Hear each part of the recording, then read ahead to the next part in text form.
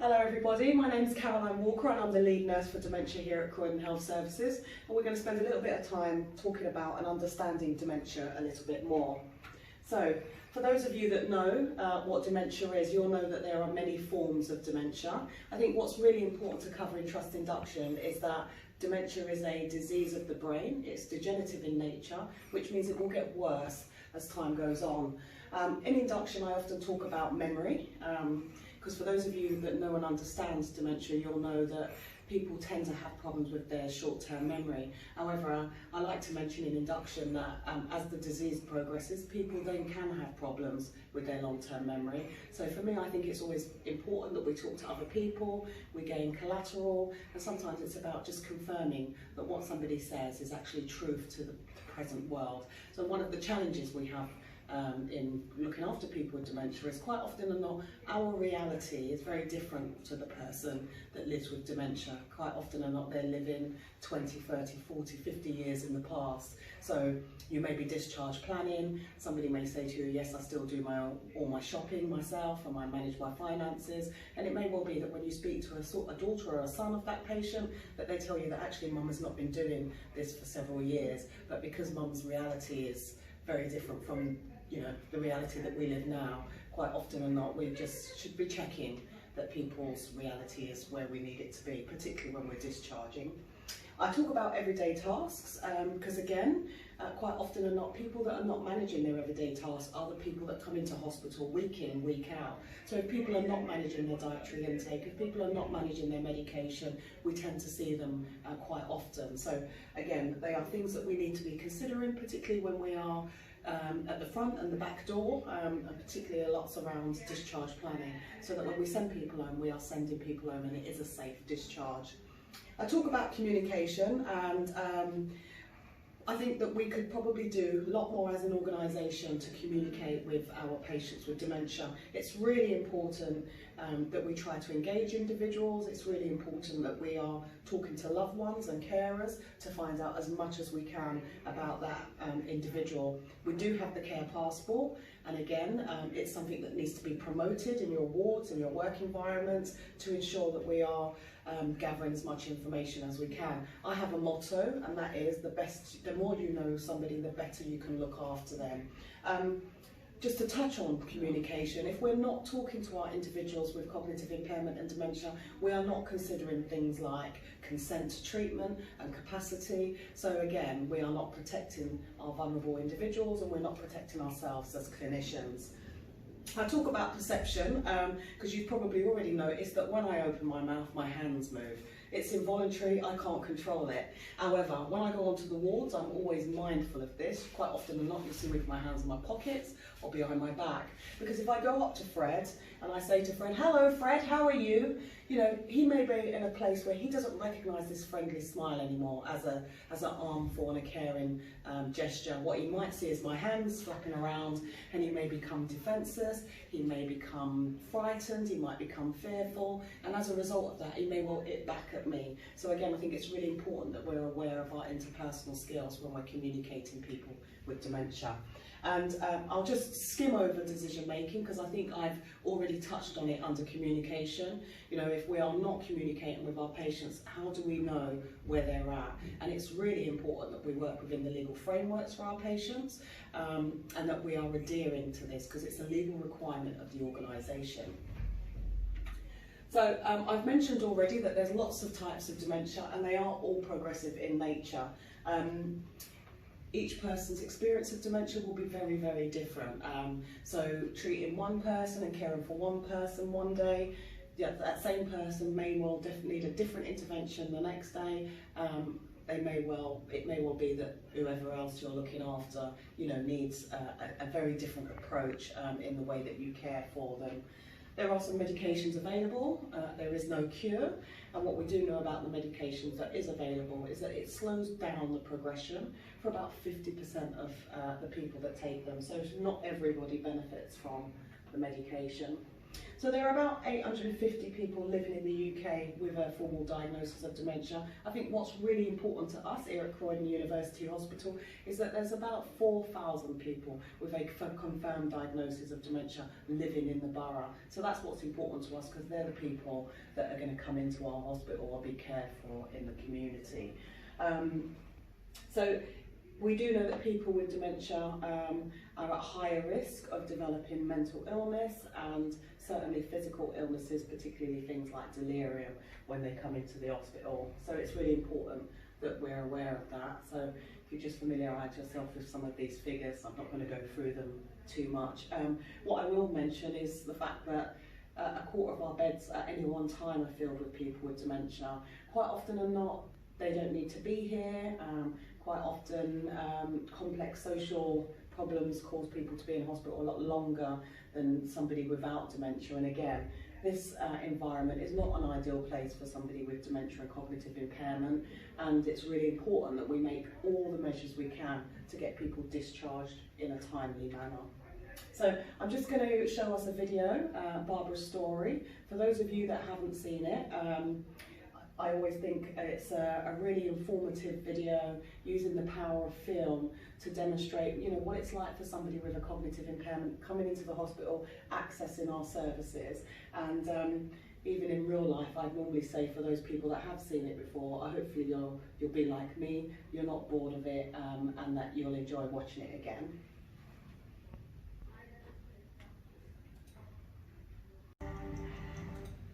Ready, go.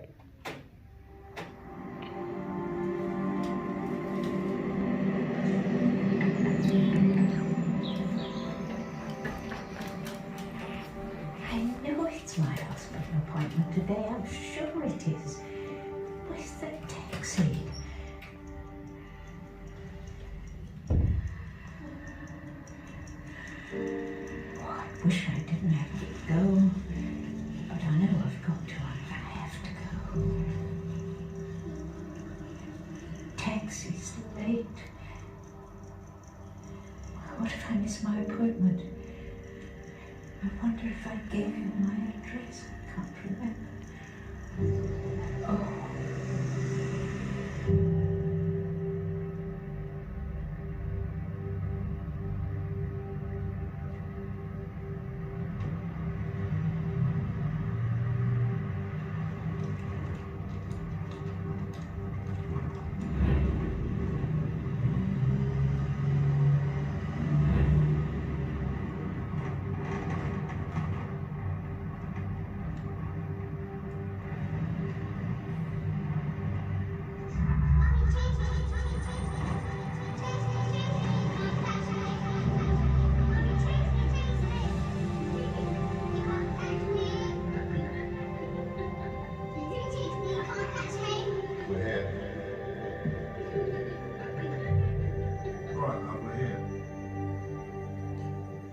What do you mean, we're here? Where are we? Yeah, I get that, but I just need to know where the next pickup is.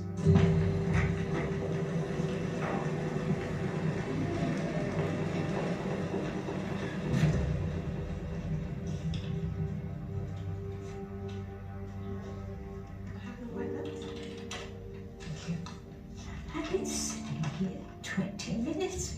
Have they forgotten me? Maybe I'm in the wrong room.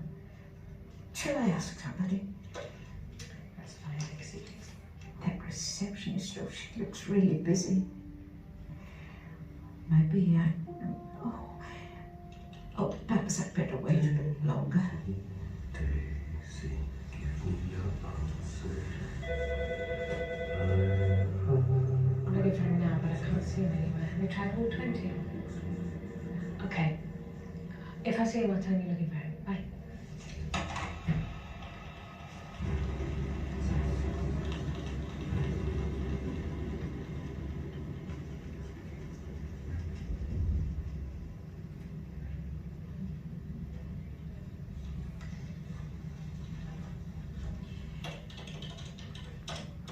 Excuse me, please.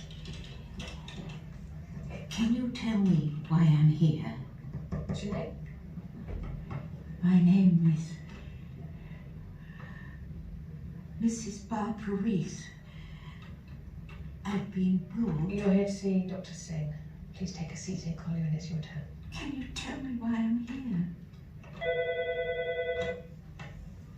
Cardiology outpatients? Just a moment, please. The doctor will explain everything when we're going to see him. Please take a seat. Right. Okay. No, it's fine. Yes, I will do. Yes. Okay. Sure.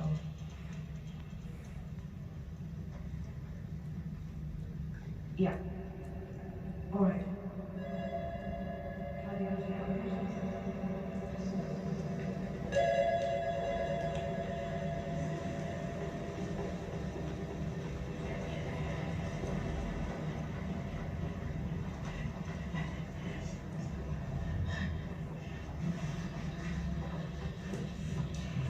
I really need to go.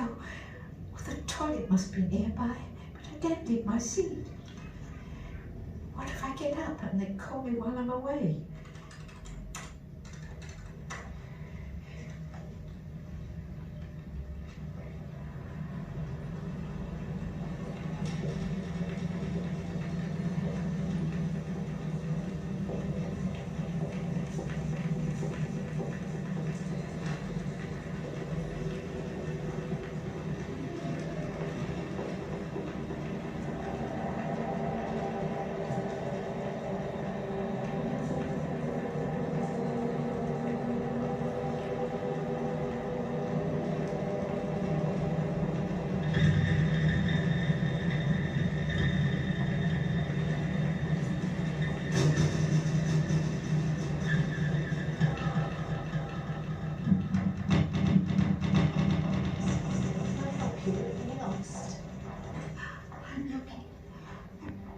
I'm looking for the toilet. Okay, come with me. My name's Jane. I'm a nurse from one of the wards.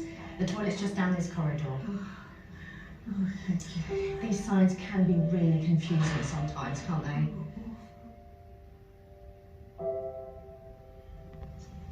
Is this where you were sitting? Yes, that's right.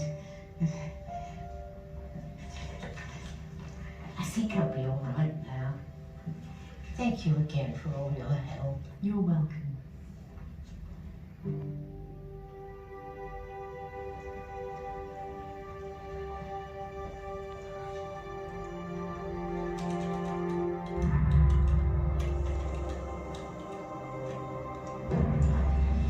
Mrs. Reese, Mrs. Reese!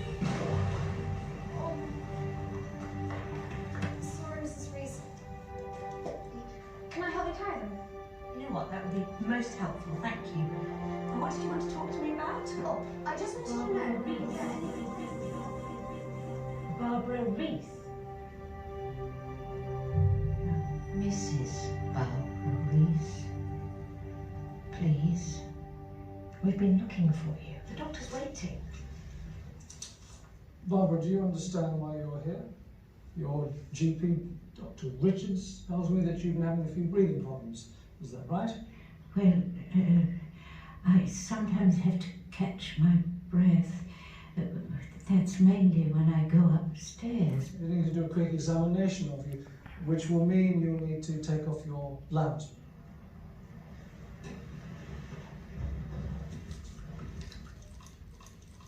Who is that young man over there?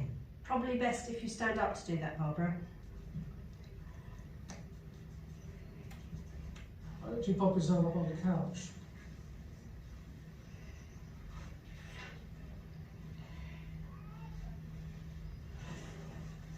Think we're ready for you, Dr. Singh?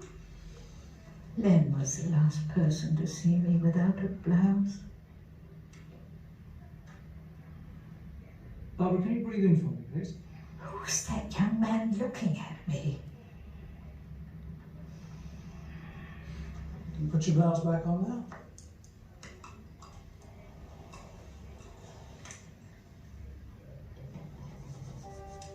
Barbara, we need to do some urgent tests on you, which I'm afraid will involve you staying in hospital overnight. Test? Overnight? It's just a test test on your heart, Barbara. It's nothing to worry about. Test. Am I going to be okay? They say it's nothing to worry about, but they're probably just saying that. What if it's something a lot worse?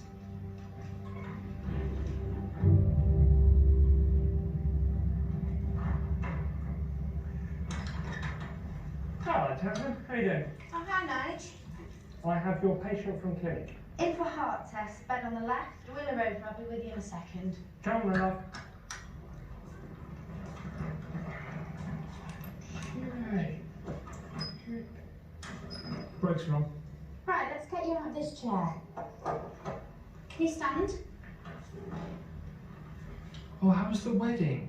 God, that seems like ages ago now. It was amazing. Oh, was it the best day of your life? It was. It really was. If you need anything, just press that bell. Do you think I could have something to eat? I'm quite hungry. You have just missed dinner. We could get you some tea and biscuits. When are you going to tie the knot then? Me? Fat chance. Oh, I wish Len was here.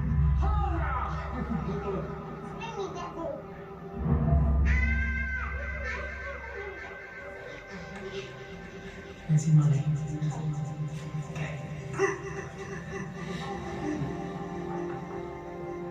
Barbara. Oh, where am I? You're in hospital, Barbara. You just had some tests. I brought some food for you. Shepherd's pie, okay? Oh, that's fine. Okay, remember, if you need anything, just press the bell.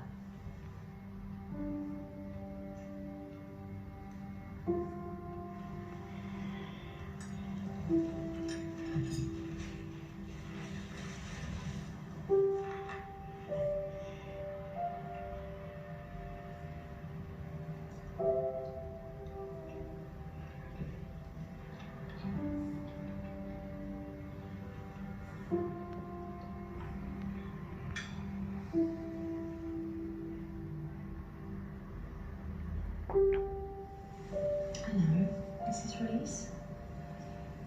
Mrs. Rees? Hello. Do you mind if I sit down? Do you remember me? I'm Nurse Jane. We met in the corridor yesterday. We were looking for the toilet. Oh, yes. You helped me. Yes, that's right. I had some lunch here, but it seems to have gone. Oh, I'm really sorry to hear that. I'll make sure we get you some food straight away. Sandwich okay for you? Oh, yes, that will be fine. Yes, yes. Okay. You have a choice between egg mayonnaise, ham salad, or cheese and pickle. Oh, cheese and pickle. Yes, please. Excellent choice. Now, before I get the sandwich for you, I just want to get you out of bed, if that's all right. You've been lying down for a long time, and we need to get your circulation going again. Is that all right? Yes, yeah. I'll just move this.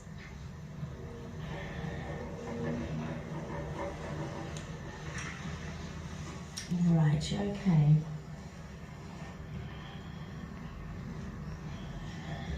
So, Mrs. Rees, I understand you used to be a headmistress. Yes, that's right. Yes. Was that of a primary or secondary school? It was primary school. Yes. About 150 children, and quite a while ago now, but I still miss them, you know. Well, you know, if you've worked all those years, it's a shock, isn't it, to leave it all behind? I don't think so.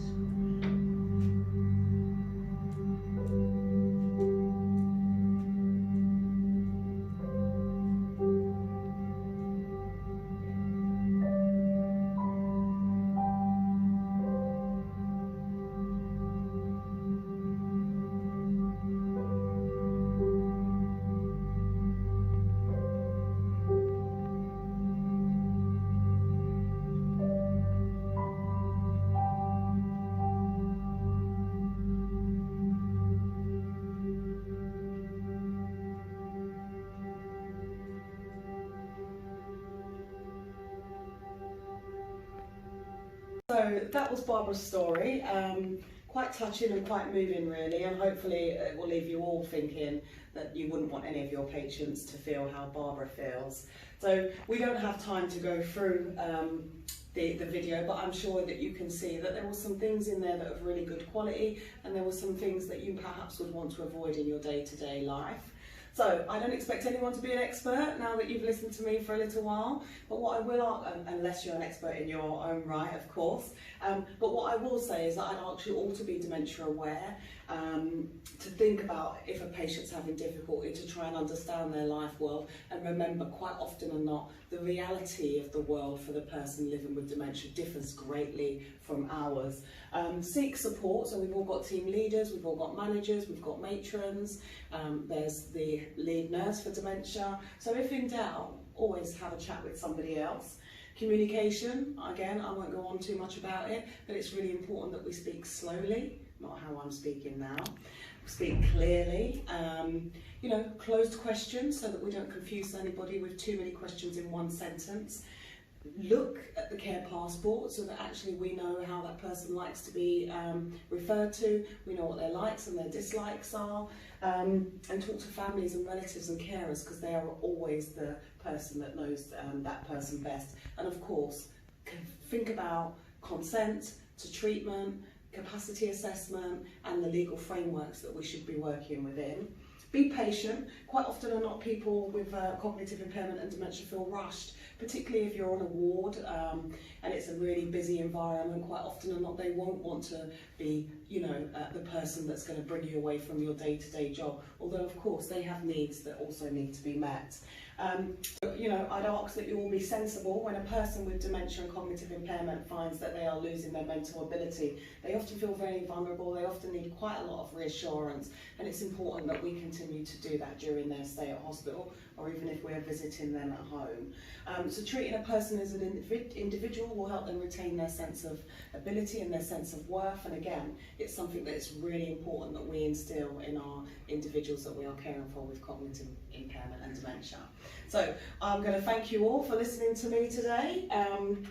These are my contact details. Should you need any advice, need any support, then I will urge you to do contact me and have a chat. Welcome to Croydon University Hospital, and I look forward to seeing some of you around. Okay, bye-bye.